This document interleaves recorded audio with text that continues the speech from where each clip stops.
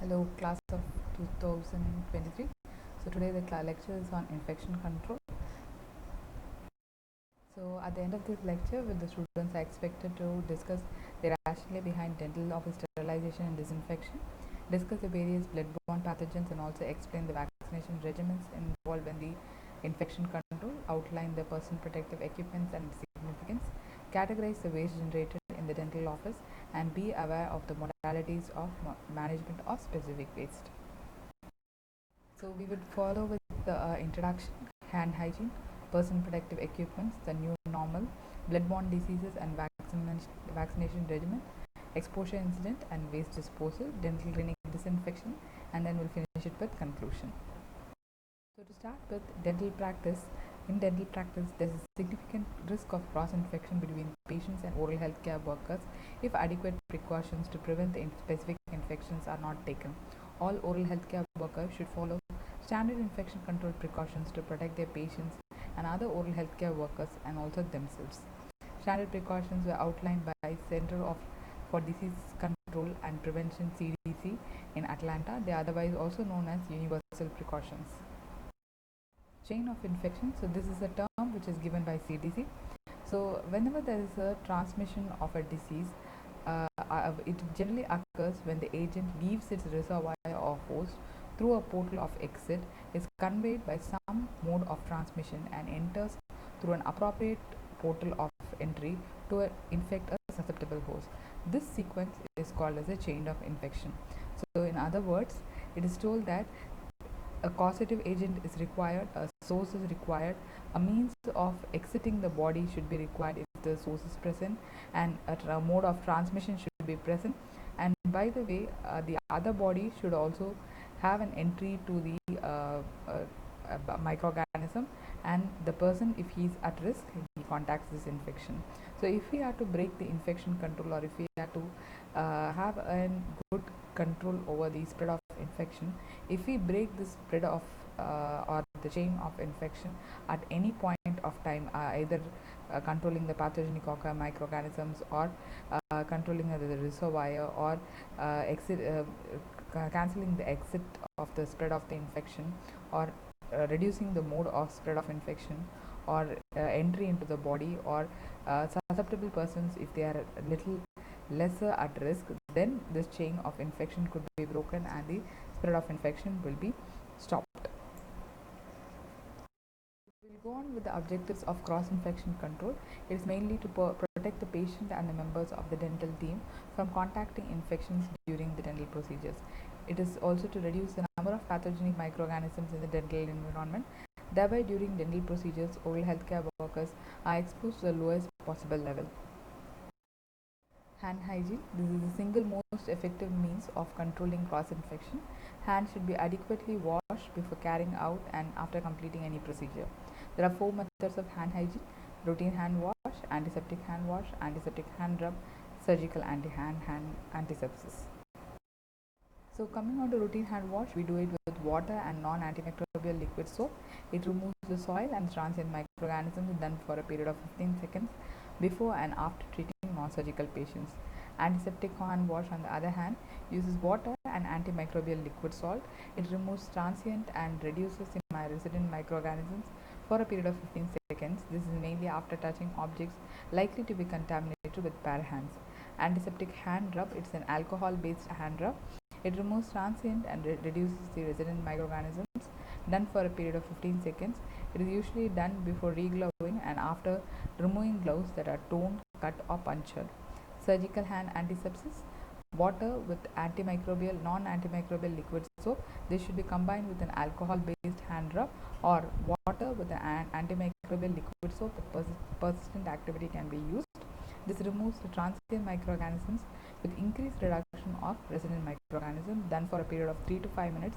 This is usually done before donning gloves for surgical procedures. So compliance with the hand hygiene. It is generally needed that effective hand washing should be carried out only after the accessories are removed. Effective hand washing is difficult to achieve if watches, rings, and jewelry are not removed. Quantity of bacteria under the rings and watches are increased, and therefore it is advisable to remove them before washing your hands. So how to wash hands? So we do have a video regarding this. This is just for your uh, knowledge to go about how to go with it. So we'll so these are the areas which are frequently missed out. The darker portions of brown shows the areas which are missed out. So try to follow the 7-step technique for proper hand washing. So this is an illustration. What if the saliva was red? Since the saliva is white, we tend to touch on all the surfaces. But if the saliva is red, if we touch the mask, it gets contaminated. Touching a protective eyewear gets contaminated. The instruments gets contaminated, and there's a contamination of hand, light handle if the saliva is not being. I mean, if the gloves are being touched everywhere. So next, coming on to personal protective equipment. So you do have your gloves, two-piece mask, head cap, and an overall gown and goggles for the personal protective equipments.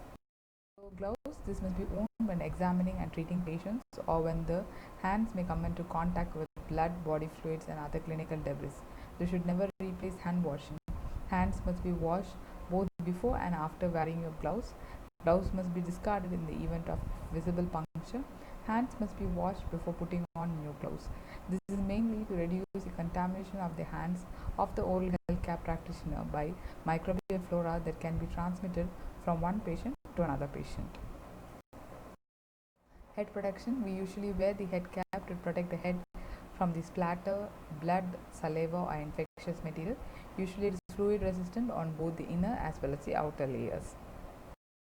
Next, coming on to protective clothing. This is usually an isolation gown, which is a fluid repellent long sleeve gown. It is worn to protect the personal clothing that may become soiled with splatter, blood, saliva, or infectious material. The face or the eye protection. This aims to protect the wearer's entire face or part of it. It is to protect the eyes from splatter, blood, saliva, or infectious material. Protective eyewear and face shields must be cleaned with soap and water, disinfected with low-level disinfectant. When visibly contaminated with blood, intermediate-level disinfectant must be used. Coming on to masks, surgical masks which cover both the mouth and the nose with appropriate protective wear should be used by both the operator as well as the assistant. Debris, spray, splashes generated during the procedures may carry bloodborne viruses which can gain entry into the bloodstream of the oral healthcare worker through the nasal or the oral mucosa and conjunctiva. Surgical masks also protect the patients against the microorganisms generated from the mouth and nose of an oral healthcare worker. So here you can see a genuine 3-ply mask with no spin and an N95 mask which are being used. The surgical mask should be changed after a maximum of 1 hour of continuous use or after each patient. Same mask should not be used for 2 patients. Single and 2-ply masks should not be used as they provide no protection. N95 and surgical mask 3-ply can be used with the help of no spin. All instruments which are entering the patient's mouth or contacting the non-intact sterile skin must be sterile. The skin must be sterile. Bibs can be used for non-surgical procedures. So you can see that the patient here is wearing a bib above her, so to protect her personal covering, personal clothes, and sterile drapes can be used for the surgical procedure. Protective eyewear is given to all the patients, and this is black in color, just for an identification and that this is being used by the patients. Rubber stamps should be used when appropriate. So now coming on to the new normal, you all know that COVID-19 is caused by SARS-CoV-2 virus, otherwise known as the COVID-19 virus, with the symptoms of fever and or acute respiratory infections such as sore throat, cough, or shortness of breath and gasping. So it could be transmitted by respiratory droplets or with direct contact with the individual who is COVID positive. And the incubation period is found to be 5 to 6 days, but scientific evidence has told it 14 days. The delivery of the dental services also involves many treatment procedures that produces aerosols, respiratory droplets mixed with saliva and blood that contain the virus. So accordingly, our workstation has been modified as the aerosol generating procedures, where we do have a different setup, and the non-aerosol generating procedures, where the setup and the PPE tool was as told earlier. So the personal protective equipment which we use in the AGP clinic includes a full face hood cap along with the suit, the N95 mask, and the face shield, the surgical gloves and the examination gloves, and the shoe covers are being worn. So the standard precautions are to be followed. Hand washing plus personal protective equipments plus disinfection plus sterilization cycle are being followed. Along with this, an addition of shoe cards and double gloves for aerosol generated procedures are to be done. Treatments which produce aerosols such as filling and scaling should be limited. If it cannot be avoided, it is recommended that patient rinses with 1% mouth rinse containing hydrogen peroxide and ruboroxicin before treatment. Isolation of the treatment area using rubber dam should be done. The use of high volume suction and this is conducted in purpose modified treatment cubicles that has been isolated with vinyl tents and equipped with HEPA filters. So now coming on to blood-borne diseases, before starting a patient, a thorough medical history has to be obtained and recorded at the first visit. This must be updated during the subsequent visits too. Life-threatening diseases such as AIDS caused by HIV and hepatitis caused by HPV are the blood-borne diseases, and therefore proper protection must be present. Coming on to hepatitis B vaccination, all oral healthcare workers should be immunized with hepatitis B vaccination or show slow serological evidence of immunity to hepatitis B virus infection and THBS positive. Vaccination regimen for 3 intramuscular injections are given at 0, 1, 4 to 6 months interval. Post-vaccination testing is essential, done 1 to 2 months after the completion of the primary vaccine series. HBS levels are more than 10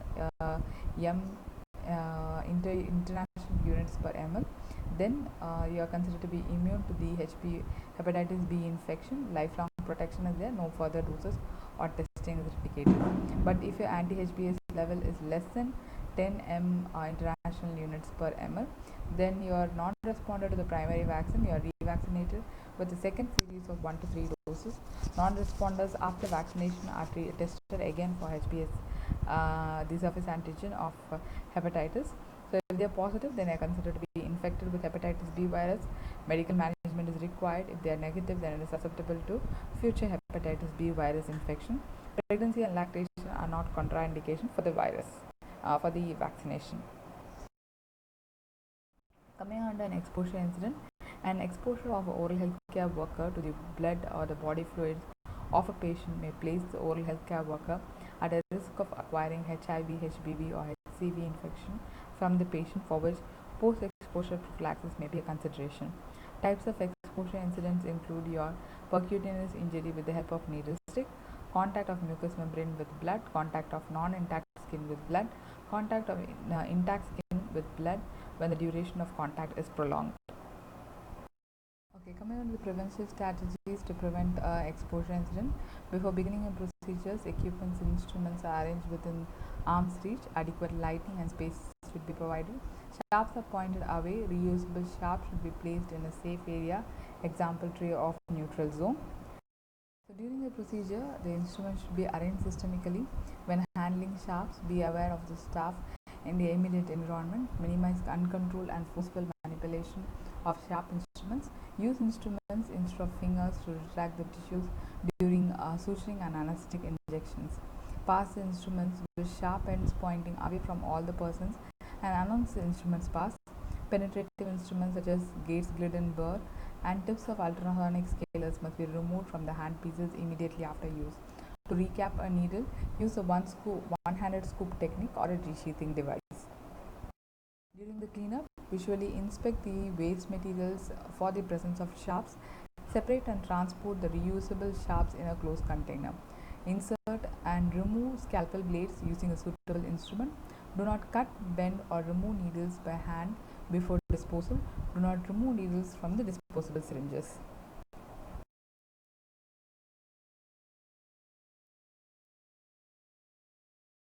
Okay. Now coming on to the management of an exposure incident, treat the exposure site, decontaminate the exposure site immediately. Wound and skin sites, if you get an exposure or if you have a cut, wash with soap and water. If it's a mucous membrane, flush with water. If it is ice, thoroughly rinse with water or normal saline. Cover the injured site with a dressing before wearing the gloves if the procedure has to be completed. and inform the employer or the superior about the and document the incident, date and time of exposure, details of the procedure, details of the exposure, depth of the wound, the gauge of the needle, and the brand of the device are to be taken into are to be noted, duration of the contact, condition of the skin. So all this are to be informed and documented, and then the student is referred to the hospital or the health clinic for checkup. So if the infection status of the patient is not known, inform the patient about the incident. Obtain consent after counseling. Testing is done preferably on the day of the incident. Confidentiality is to be maintained. Source is seronegative with no clinical symptoms, then no further testing is required. So post-exposure prophylaxis, we given zidovudine along with lamivudine plus tenofovir. If not, zidovudine with ampicillin plus tenofovir for a post-exposure prophylaxis. Thank you. Your dedication to the infection prevention helps life. So try to control the spread of infection.